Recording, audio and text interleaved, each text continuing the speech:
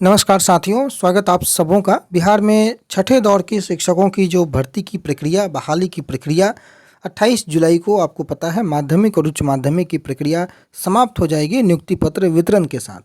उसके बाद 7वें चरण की प्रक्रिया को प्रारंभ करने की बारी होगी। पिछले दिनों एक बड़ा पत्र भी जारी हुआ शिक्षा विभाग की ओर से। निदेशालय, प्राथमिक निदेशालय जो रवि प्रकाश निदेशक हैं प्राथमिक शिक्षा के, उनके हस्ताक्षर से वो पत्र भी जारी हुआ जिसमें जुलाई के अंतिम महीने की बात कही गई। जुलाई के अंतिम सप्ताह में नोटिफिकेशन जारी करने की बात कही गई। अखबारों ने आज जो प्रकाशित किया है कि अगस्त के पहले हफ्ते में शुरू होगी 7वें फेज की शिक्षकों की बहाली। बिहार में चूंकि आपको पता है कि अगस्त के पहले सप्ताह में 7वें फेज के शिक्षकों की बहाली शुरू होगी। शिक्षा विभाग के अपर मुख्य सचिव दीपक कुमार सिंह ने इस बात का ऐलान करते हुए कहा है कि हर हाल में इस बार प्रक्रिया जो है शुरू कर दी जाएगी। शिक्षा विभाग ने जुलाई में नियुक्ति का शेड्यूल जारी करने का भरोसा दिया है। विभाग ने इस सिलसिले में सभी जिलों के डीईओ से रिक्ति संबंधी जानकारी मांगी है और 30 जून तक विद्यालय और नियोजन इकाईवार रिक्तियों की जानकारी मांगी गई है। 15 जुलाई तक रिक्त पदों के अनुसार रोस्टर बिंदु का क्लियरेंस का आदेश दिया गया है। इसके बाद 25 जुलाई तक रिक्त पदों का पोर्टल पर अपलोड करने की योजना है। इससे पूर्व शिक्षा मंत्री विजय कुमार चौधरी ने इस बात के संकेत दिए थे कि अब जिन नियोजन इकाइयों में एक बार भी चयन की प्रक्रिया शुरू नहीं हुई है, उन्हें 7वें चरण में शामिल करते हुए अगले चरण के शिक्षकों की काउंसलिंग शुरू की जाएगी।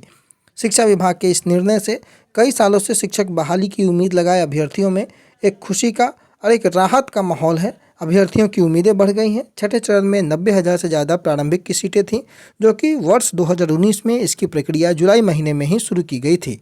यह प्रक्रिया विशेष काउंसलिंग चक्र तक चली और अब 18 अप्रैल तक चलाई गई। इसके दौरान लगभग 42,000 अभ्यर्थियों का चयन हुआ।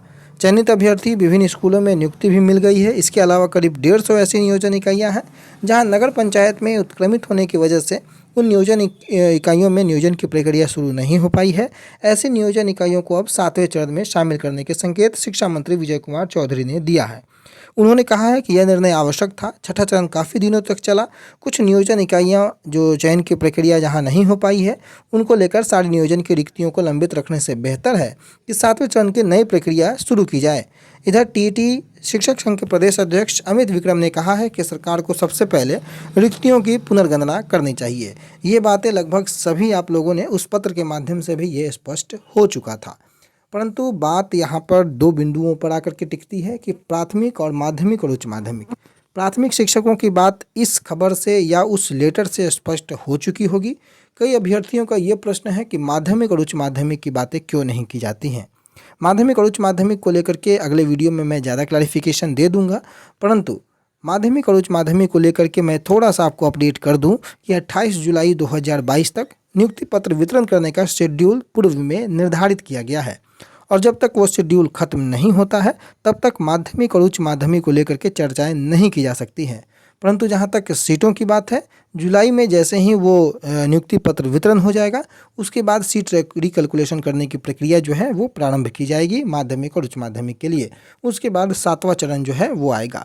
और मैंने पहले भी कहा है कि 7वें चरण के लिए सरकार के पास कोई ऐसी बाध्यता नहीं है कि वो सारे, चाहे प्राथमिक हो, माध्यमिक हो, उच्च माध्यमिक हो, सारी बहालियाँ एक साथ ला भी सकती है और कुछ दिनों के अंतराल में भी ला सकती है। सरकार के पास इसकी कोई बाध्यता नहीं है। तो अभी के लिए एक जो अच्छी खबर कि अगस्त के पहले हफ्ते में ही 7वें चरण की सुगबुगाहट है, परंतु ये देखना होगा कि क्या अगस्त में पहले हफ्ते में ये संभव हो पाता है। अभी की परिस्थितियों के अनुसार अगर आप मेरी राय समझें तो अभी इंतज़ार करना होगा कि सरकार का अगला स्टेप क्या होता है। जुलाई अगस्त में जो बातें चल रही हैं उस समय तक इंतज़ार करना होगा। ज़्यादा अभी खुश भी नहीं होना है, चूँकि गवर्नमेंट ने कई बार समय दे करके उस समय को टाल दिया है। इसलिए गवर्नमेंट की बातों पर पूर्णतः यकीन तभी होगा जब नोटिफिकेशन आ जाएगा और तब तक आपका प्रयास जारी रहना चाहिए। धन्यवाद।